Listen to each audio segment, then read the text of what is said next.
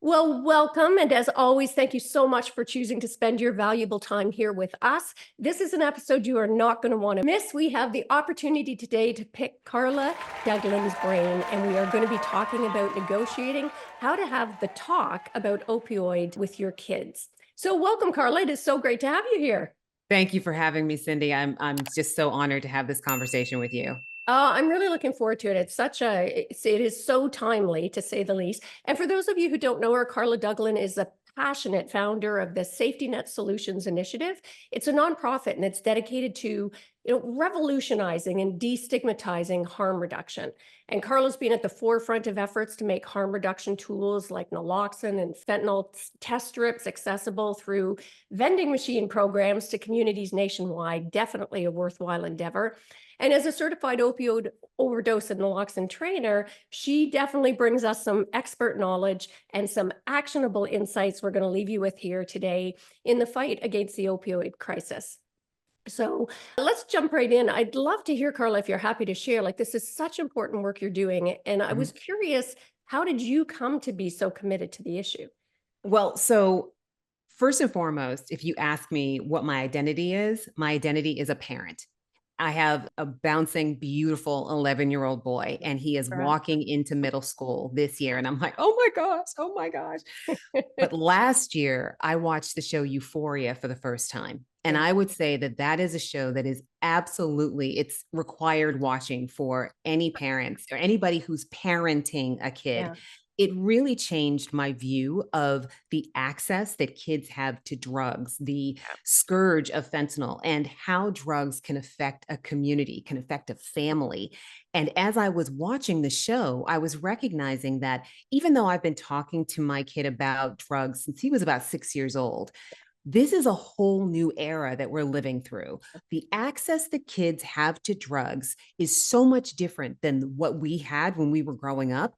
And the conversations that you need to have with your kids now are on a whole other level. Yeah. So that really shifted everything for me. I recognized the conversations that I need to have with him. And then I realized with the depth of the opioid crisis being what it is across the globe, what can I do in order to create solutions in communities everywhere? And that's what started me on my journey. That show started it all. I hadn't heard of it. I'm going to check it out. I'll definitely put it on my watch list. And it's funny when you say that because we started talking quite young to our kids as well. Ours are older now; they're all in their 20s. But we have addiction issues on both sides of my family. Down my dad's Mhm. side, my mom's side, my husband's family side as well. So it was something we were very aware of. And you Mm. realize, everybody thinks the tough times are when the kids are young. Boy, what I wouldn't give to give back there. It's bigger kids, bigger problems. Bigger Yes. consequences, lifetime consequences. So, I mean, I think you just touched on it, but let's really put a pin in it for our listeners. Look, why is it important for parents to, negotiate with, and by that I mean talk to, Yes. their kids about opioid safety, especially in this changing environment, as you're saying. Like I said, we are raising kids in the opioid age. And the fact that there's so much access to drugs these days, you have got to have those conversations with your kids as early as possible. There are things that your 6, 7, 8 year old is seeing that you don't even recognize. There was recently a story in the news that talked about a kid had brought gummy bears to school and passed them out without Oh, recognizing that those gummy of bears course. they had fentanyl on them and they were actually cannabis gummy bears. I So bet. exactly. So a kid Yeah, sees gummy bears in the house and they're like, "Oh, what? I can take this to yeah. school and I can hand this out to my friends." Oh, No, you don't know what your kids are seeing. You don't know what they're getting. You don't know who's handing them a vape pen. You yeah. don't know who says, "Well, just take this pill to study longer."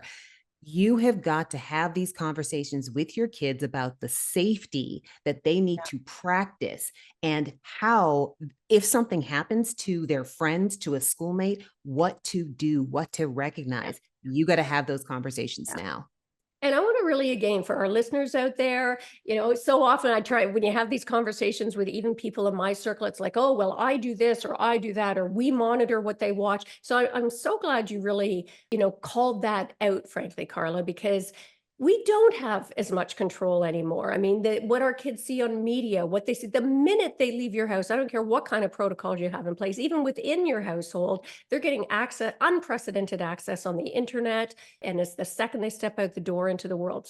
That's right. So wake up call to our listeners that however Please, well yes. you think you're insulating your kids, this is an issue you need to be paying attention about.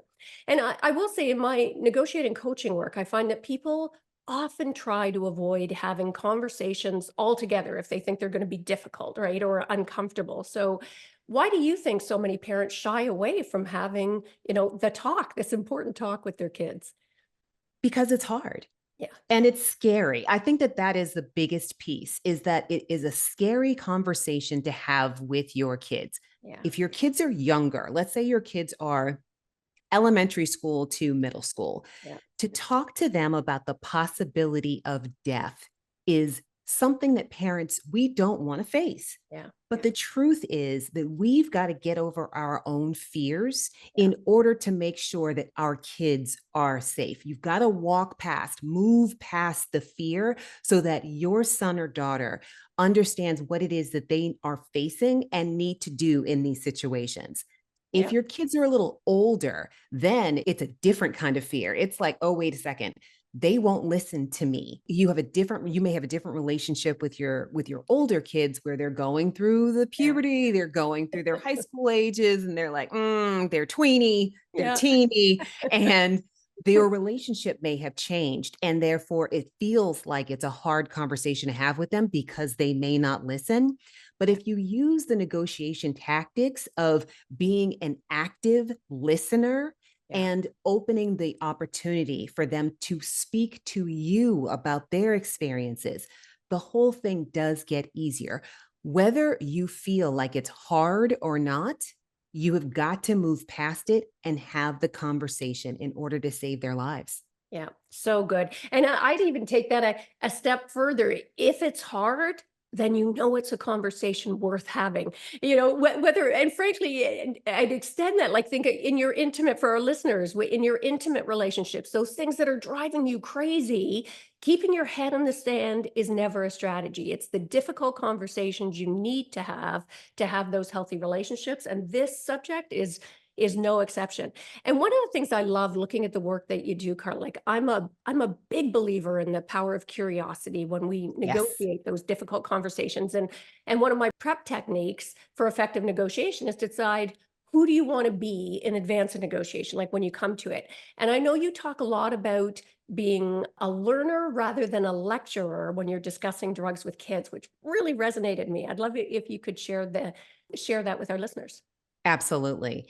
Your kids are on the front lines in a way that you're not recognizing. And your kids are having experiences that you don't see. Like you just said, Cindy, when your kids walk out the house, you don't know what they are experiencing, encountering in their day. Therefore, when you walk into this conversation, you need to switch your role so that you're not the lecturer and telling them what to do. Yeah. You are the learner. You are opening the floor. Like I said, you're opening the floor to them to tell you about what experiences they may have seen, what experiences they may have had, what they've learned, and what they know about drug safety, opioid crisis, the dangers of today, because that then sets the foundation for the conversation that you have with them. If you walk in saying, look, I know this, I know that, I know that, it's like the difference between, and you may understand this, Cindy. Yeah. When I was a kid, we knew Atari. These kids know PS5, they know Call of Duty. Those are Yeah. two different levels of gameplay. That's so true. Therefore, you need to recognize that you are in a different field than they are. And you need to learn as much as you need to open the conversation. And you all are able then to learn from each other. Oh, so good. And I will totally echo that, for our listeners out there as well. I confess, with my kids when they were younger, when I started having the conversations, I probably was preaching more, right? Like lecturing or talking at them, I guess. And I Yes. recognized that strategy isn't working. And as they got older, I approached it with total curiosity. And the difference, the beauty was rather than the eyes glassing over, when I came and started asking That's questions with genuine curiosity, at first the guards were still up, but then the mhm. more they saw I was just sort of sitting there intently and asking and curious, wow, did they open up in ways? And I got information about what was happening in their world that I would never have got had I come in mum mode, in the lecture mode. So I love that advice. So Absolutely true. yeah. Now you advocate using role-playing scenarios for parents to teach their kids how to handle situations. And I suspect most parents probably never do that, never use that strategy. So tell us about it. How do you do it and why is it effective? It's effective because what you're doing is you are creating a scenario where it could be something that they walk into in real life. Yeah, So I started role playing with my kid about drugs when he was about 6 years old. I love And it. things like and my son is an actor, like an actor at heart, always has been. So I would say to him, okay, here's what's going to happen. You're at a party and you've got a drink in a cup. You're going to put the drink down and then go to the bathroom. Now what? And he would say, okay, wait a second.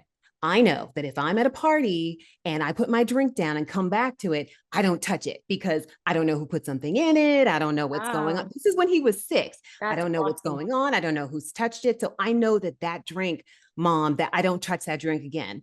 And then we would flip it around. He'd say, okay, mom, now we're at a party and I'm just sitting there and you're a drug dealer and you're going to offer me Molly.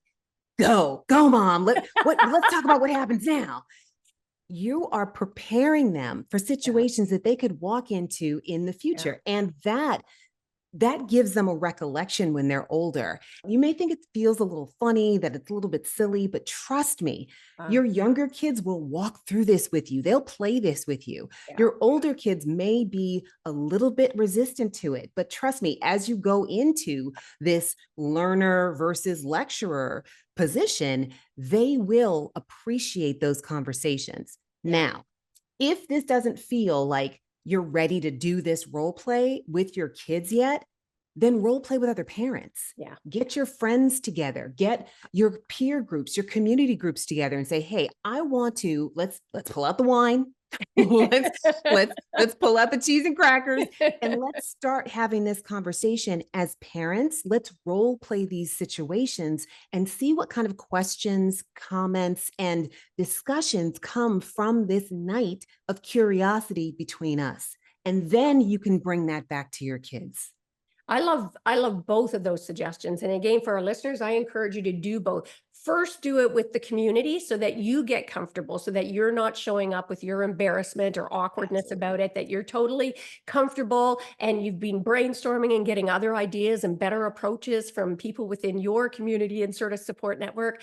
But I don't care how ridiculous you think your kids may find it. I love this idea with the kids because we are telling them or even having the conversation coming from a place of curiosity about here's some of the kinds of things you can say is very different than actually being in the moment, having practiced it. So, Absolutely. oh, I think it's so brilliant. And for our listeners, it's no different than you think about any skills in your life. You can have somebody teach you, how to show up and what to say and what to do in a job interview or for a promotion. But when you role played that and then you actually get into that interview, you show up infinitely more comfortably. It's not the first time you're saying out loud the salary you want, so you're not going to choke on it. It's no different when you're having these really critically important conversations with your kids about, No different at all. I And love then and then flip it because it's no different for your kids either. When they go to the party and somebody does yeah. offer them Molly, they will recollect the conversation that they had with you. They Oh, will recollect the role play that they did with you. My son, who's 5 years past the time that we started this, yeah, he knows what to do. He yeah, knows what it is that he's faced with. And when he walks out into middle school, he'll recognize, oh yeah, I went through that yeah, with mom. I get yeah, it. I understand what to do. No, yeah. thank you. Yeah. 100%. And that's totally what I meant. It's like having something in your pocket that you know. So all of a sudden you're confronted with this. It's not foreign, it's not awkward, you're not stumbling, you don't get boxed in a corner because you've done this before. You've got muscle Yes. memory around it. I think it's just so simple and so powerful. Now, Mhm. one way to get traction in, potentially difficult conversations is to bring in focus on elements that the other person is interested in. Yet we tend to be so ego driven when we negotiate or have these challenging conversations. But if Mhm. we can make sure we make it relevant for them, we get better outcomes. So, how can parents use current events or the today's media or even social media Mhm. to start having conversations about opioids with their children? Yeah, it's important to be able to see things that are happening in society these days and then tie those events into conversations that you have with your kids because you guys are looking at the same thing.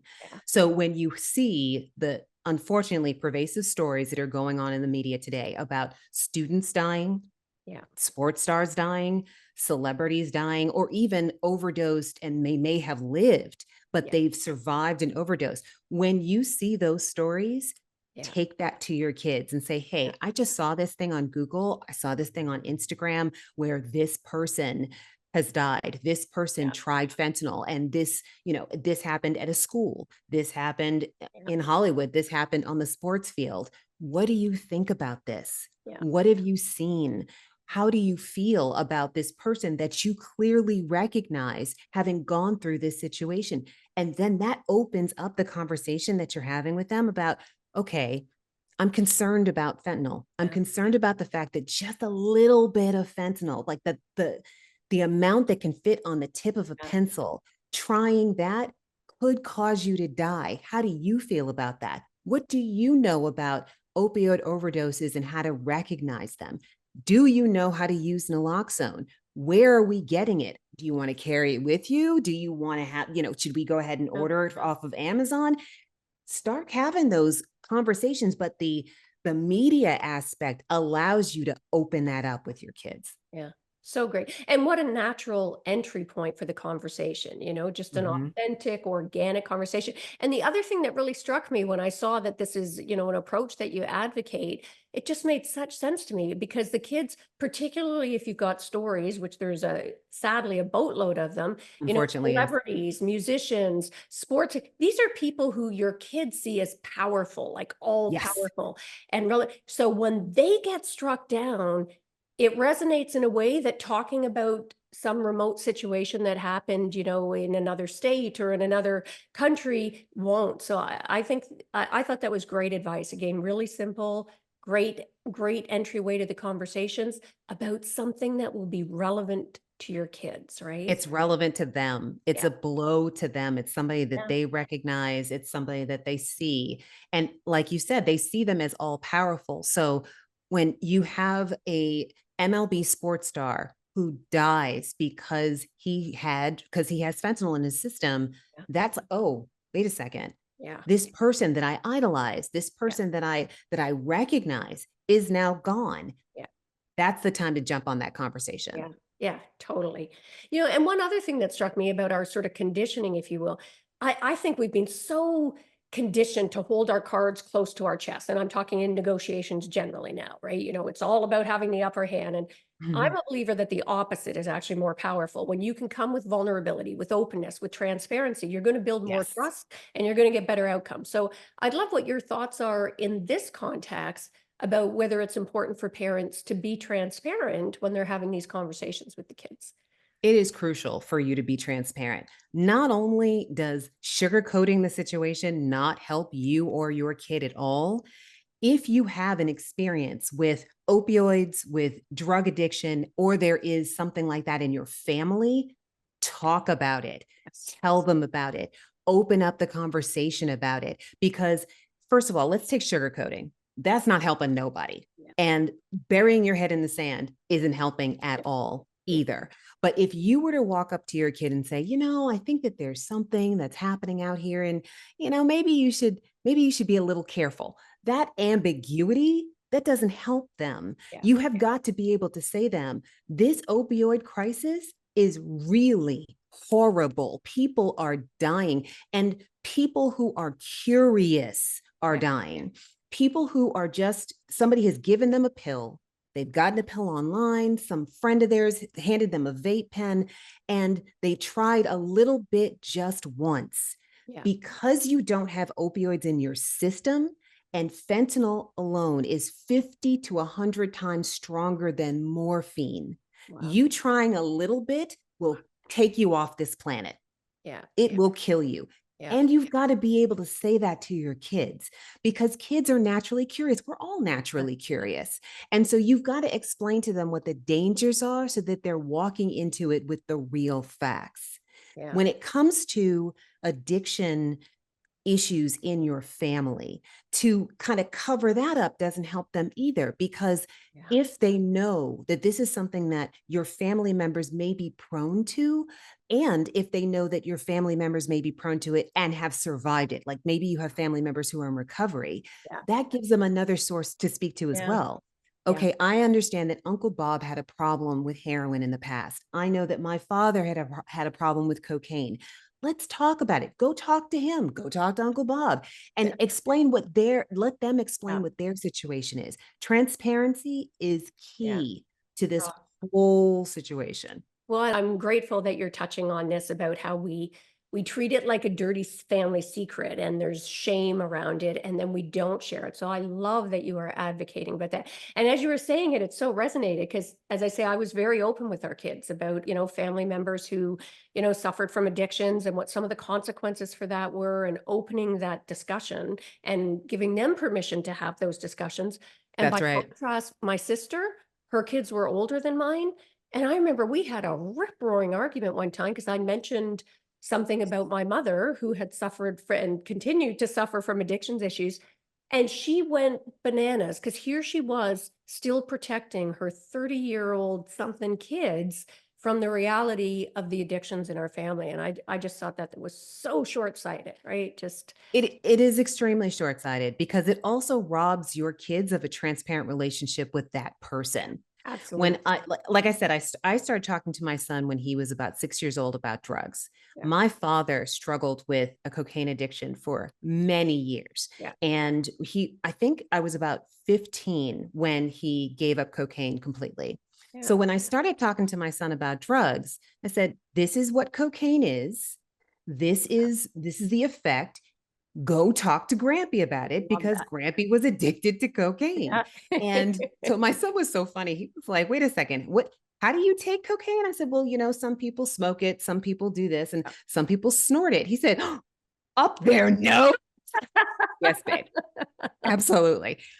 But go talk to Grampy about it, because he understands the addiction and what it is that you are addicted to when it comes to cocaine.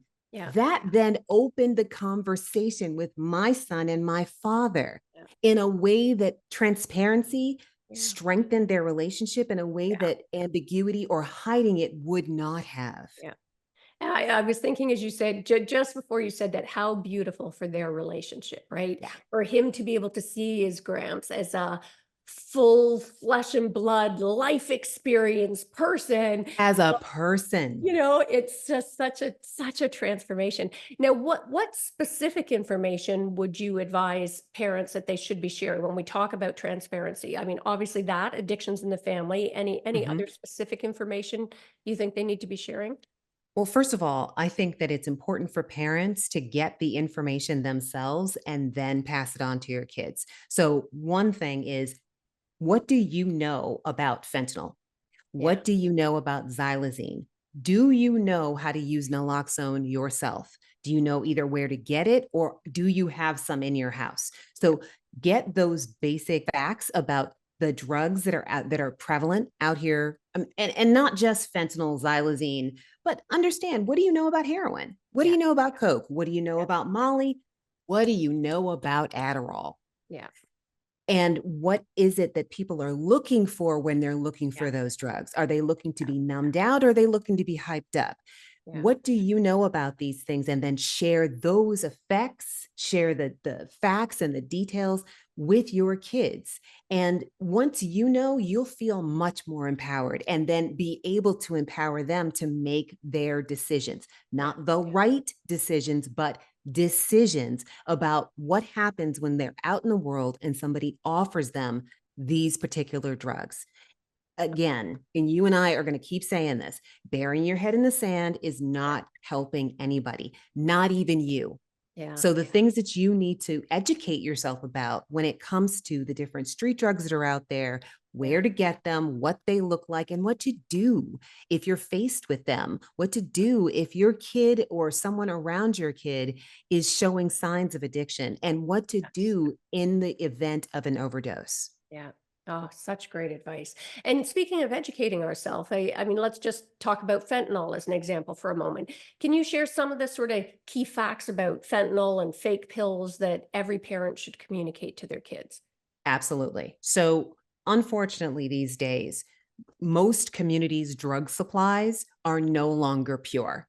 Yeah. We used to be able to get, I'm sorry, the truth is, Yeah. you used to be able to walk out and get heroin and it just be heroin. Yeah. You used to be able to go get Coke or a pharma pill and it Yeah. just be that pill. Unfortunately, because fentanyl and xylazine and other synthetic opioids are so cheap to manufacture, people are both lacing fentanyl, xylazine, and other synthetic opioids into pure drugs Yeah. as a filler.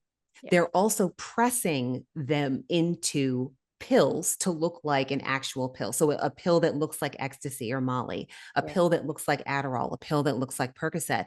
If you're getting that off the street, if Yeah. you're getting that online, or if someone is handing this to you, even a friend, if someone's handing this to you, you can pretty much guarantee that that is laced with something that is no longer pure. Yeah. That is a problem.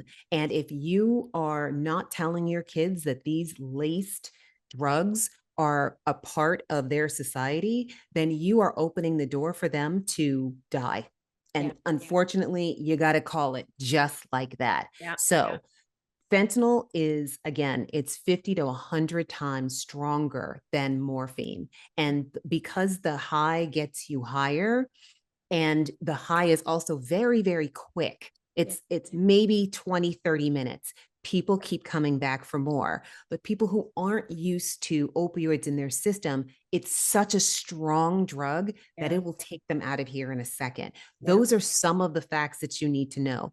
In Yeah. addition, when it comes to fake pills, the horrible truth is that the fake pills are pressed so beautifully. So Yeah. Yeah. they're masterpieces. They look just like a standard pharma pill. Yeah. So either you test it before you ingest it, test it with a fentanyl, xylazine, or even better, fentanyl and a combination fentanyl and xylazine test strip.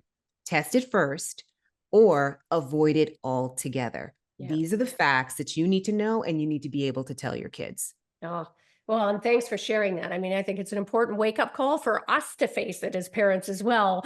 Fully, absolutely face the risks and the consequences before we have those conversations. And I'd heard recently somewhere, I heard an expert speak to this issue, and they were saying one of the other problems is a lot of these are being, manufactured, if you will, in countries, halfway around the world or more, where they don't necessarily have the sophisticated weighing. And as you said, with fentanyl, the tiniest little bit of being out of whack Yes. can mean the difference of life or death, right? It That's really correct.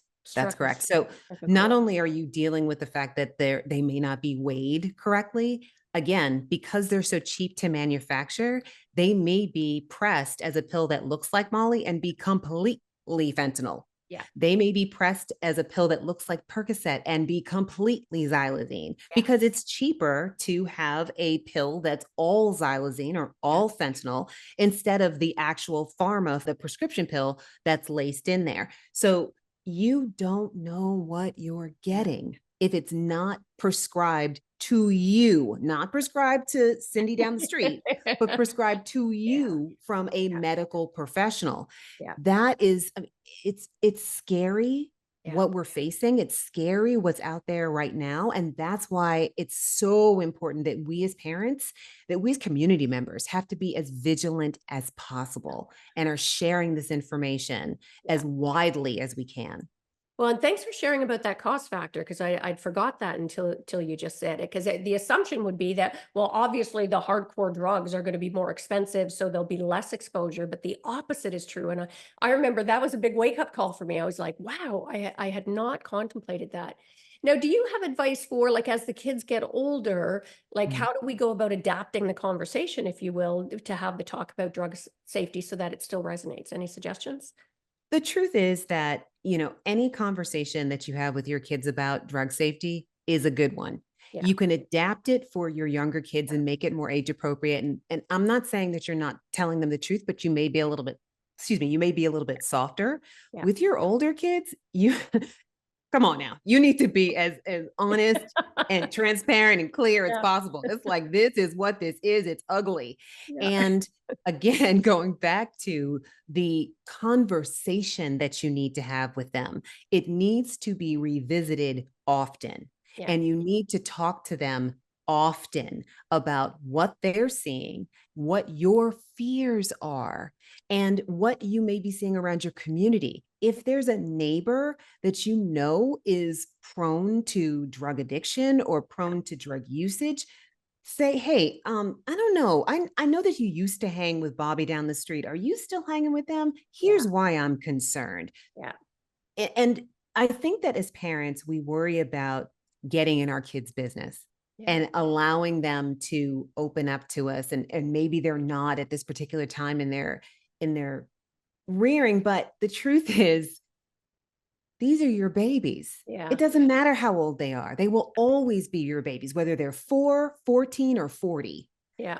Have the conversation with them because your fears are valid.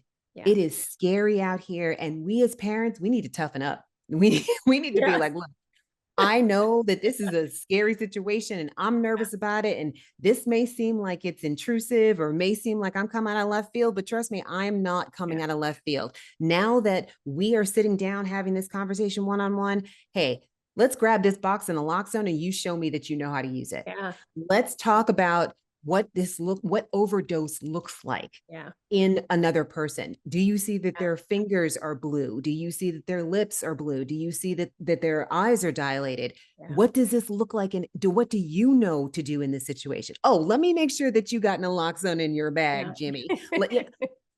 This is what we have to do with our kids these days. Doesn't matter how old they are. Well, and the Talk thing to I them. love about your approach, Carla, is that like it's not helicopter parenting, right? I mean, to me, this is the opposite. I think the way what you're suggesting to our listeners to do in terms of how they approach these conversations is actually incredibly empowering. It's about showing up with curiosity. It's including them in the discussion. It's allowing them to make their own decisions and making sure they're making informed decisions. You're inviting them to go out and talk to other people who've had the experience. I think it's kind of the opposite of helicopter parenting. I think it's Yes. beautiful approach. Now, let's talk about stigma for a moment. It is such a pet peeve of mine, whether we're talking about mental health or addictions or, drug use on the market, we pay a lot of lip service to, having overcome some of the stigma, and we sure have a long way to go. So I'd love if you can speak to your thoughts around the importance of reducing stigma around drug use and how parents can help their kids feel comfortable discussing it. Absolutely, because this is crucial. It's critical to what we're going through these days. There are people who believe that drug use and abuse only happens to certain people. Yeah. It only happens in certain communities. Yeah. It only happens to certain folks. Yep. Drug use and abuse knows no boundaries. It has no socioeconomic, gender, race. It doesn't matter. Your friend's grandmother is hooked on opioids. Yeah. Your babysitter down the street, that sports star, that celebrity, that 14-year-old, that 60-year-old. I'm telling you, it does not matter. We have to take the blinders off and stop believing that this only affects a certain group of people. It only affects people in the city. Yeah. It only affects party kids or Yeah. or kids at festivals. It only affects these people. You see that there are lots of communities in a lot of cities that are going through major issues with homelessness and addiction. It is not just homeless people who are addicted to fentanyl. Yeah. And I think that that is so important to be able to tell kids that this can happen to anyone. Yeah. There are lots, and unfortunately, lots of instances where you have kids who were into sports. They were into soccer or baseball. Yeah. They were hurt on the field. They were prescribed OxyContin. They were prescribed something that that they then got hooked on, which turned them into someone who was seeking drugs. So this is a person that you were like, wait, hold on a second. This was an A student. This was the president of the class. This was somebody who I looked up to. They always got good grades and everybody always loved them. They put them on a pedestal and Yeah. boom. Yeah. Just like that, they tore their ACL and now they are hooked on drugs. We have got to let go of the idea that drugs only affects a certain group of people. We've got to open our eyes and open our kids' eyes to the fact that this is something that can Yeah. affect anyone. Oh, thank you for calling that out, because it is so true. It is so easy to point the finger and feel you're in an insulated little bubble because it only happens in particular racial circles or class circles, or as you say, that, sort of socioeconomic status or age groups or otherwise. And even what, you mentioned about homeless, a significant percentage of people who are homeless are people who were lawyers or doctors or big business Yes. people or came from whatever. So just strip the assumptions aside and let's recognize this is a global epidemic that we need to address and need to be Yes, aware of. So absolutely. what resources or tools do you recommend for our listeners here to, if they want to learn more about opioid safety and or how to talk to their kids about it? Absolutely. So the great thing about social media is that there is a lot of conversation these days about how to make sure that your kids are safe, that you're safe, that your communities are safe. If people want to go onto our website, which is snsifoundation.org, we have a resources and FAQs page where people can find out some information and then also link them to other organizations that can help them start the conversation. This is crucial as a parent, as a community member, as a person who's walking on this earth today. You've got to be informed and you've got to open the conversation with your teams, with your students, with your kids, with your church members, with everybody. Yeah. Oh, so great. Now, what would you say is one of the most surprising things or something that shocked you in that you discovered in doing the work for you? Is that I thought I knew a lot about this, and you've shared some stuff with me that really made me open my eyes, as you could no doubt tell. So what for you was one of the most surprising things that you discovered? I think that the thing that is it's actually a little disheartening. The surprising things that I've learned is how close-minded people are about drugs. I Yeah. cannot tell you the amount of conversations that I've had with people who don't think that naloxone is something that they should carry or naloxone is something that they should have in their community because this doesn't happen to their community. It happens to those people over there. Yeah. And they also believe that having naloxone around is encouraging Yeah. drug use. And that is so far from the truth. Yeah. It's so far from the truth. So naloxone, for those people who don't know, it is an opioid antagonist. It absolutely wipes out the high in your body. It doesn't mean that you're telling people that drug use is okay. What it means is that you are recognizing that drug use happens, whether it's intentional or accidental. Yeah. So having naloxone around is just a community-based way to show that you understand that harm reduction is necessary. Yeah. And so people closing their eyes and believing that this doesn't happen here. This doesn't happen in my community. This doesn't happen to my friends. This doesn't happen in my church. Uh, This doesn't happen in our business. That is the way to really close off Yeah. the opportunity to open up the conversation in the community. And it is the opportunity for people to die. Yeah. Yeah. So, and thank you for speaking so boldly about that as well. And so bluntly, because we need that. And I think that's a beautiful wake up call. And I think in some of our local fairs up here in our community, they would always have a booth where they were handing out naloxone. And Mhm. we were like, okay, I've got 3 kids. I want one for each of the kids for their car, one for each of the kids in their for their residence when they're in school or whatever. It's so important to open up our eyes and quit thinking of this as being something that happens to other people, right? Absolutely. This is somehow setting yourself apart from these things in life. I Well, think it's so crucial that we understand that opioids affects us all. It's yeah, affecting each and every one of us right now. yes, And we think about it this way. you look as a parent, it's so important for me to for my kid to be informed and for my kid to have the tools that are necessary. Yeah, But think about the unintentional parenting that also has happened through this opioid crisis. If somebody's sister died from fentanyl and then they had no idea that this was even yeah, happening, you now as an uncle, as an aunt, are yeah, responsible for raising that person's children. yeah, And so it has unintended consequences as well. We have to stop thinking that it's just drug users yeah. that this affects.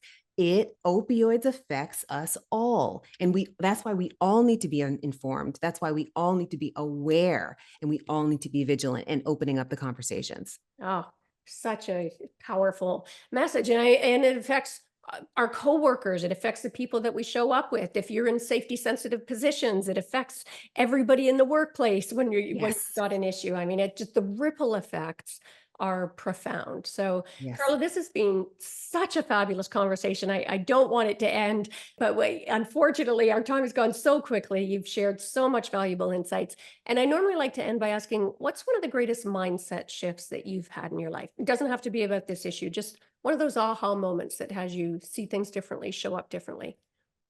Wow, that's a really great question. That's a really great question. I think that the biggest mindset shift for me came actually when I started this foundation. I come from a background of management consulting. This isn't something that was Right. even in my in Yeah. my view Wow. at all. And when I decided that this was something that I needed to take on, that mindset shifted. It was really profound for me because I recognized that I am one person who believes in the solution, and that one person can make a difference. And I know that that sounds cliche, but it's the truth. Yeah. As we are looking around at the big issues in the world, Yeah. people think, well, it's too big for me to have impact. And that is so far from the Yeah. truth. You just thinking that you can do something to make a change, not talk about the problem or gossip about the Yeah. problem, but actually do something to make a shift. That shift creates ripple effects. So I think that my mindset around me as a single person making a change in the world really shifted when I took on this mission. Like, I Mm, know that I can talk to my kid about it, but yeah. maybe the conversation that I have with somebody else in the community can change their mind as well. And that starts the ripple effect. Oh, I think that's a gorgeous mindset, guys. For someone who sounded like, oh, that's a tough question. That was a beautiful answer Love that. on so many levels, not just what you said, but I think even the ripple effect of what you talked about, right? That when you're passionate about not only believing you can make a difference as an individual and starting a potential movement, but also just following your passion. When you're passionate about something, take the chance, step off the proverbial cliff and trust that the road will come up to meet you when you feel passionate. I think that's great, great advice. So I know you mentioned your website for resources. Where can people learn more about you again, Carla? And we'll make sure to put this in the show notes as well. But Thank you. So we are SNSI. So that's Sam Nichols, Sam Instagram, SNSIfoundation.org. We're actually SNSI everywhere. So on Instagram, TikTok, Facebook, and YouTube, it's SNSI Foundation. beautiful. And as I say to our listeners, we'll make sure to put this in the show notes. And I have no doubt you got tons of value from this episode. I know I did. And as I say, I thought I was already on the sort of cutting edge of it. Reminded me how much more I have to learn as well. And please give the gift of sharing. This issue is so prevalent. Keeping your head in the sand is not going to help you or the people in your life that you care about. Share this episode broadly.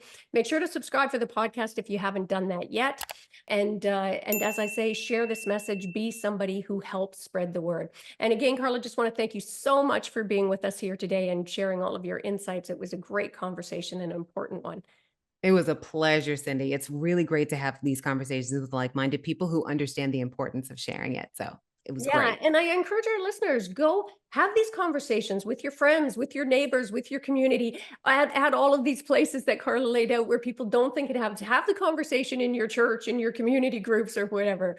And before we sign off today, just want to share some ways we can work together. If you're looking to up-level your negotiation skills and recognize that all of life is a negotiation, I've got everything from online to group to my signature VIP mastermind experiences available to help you better leverage your innate power to get more of what you want and deserve in life and better outcomes for those around you. If that sounds interesting, check it out at artoffemininenegotiation.com.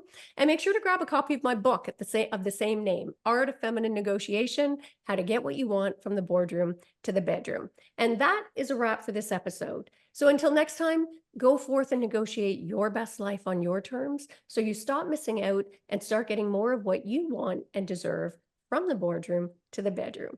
Until next time, take care.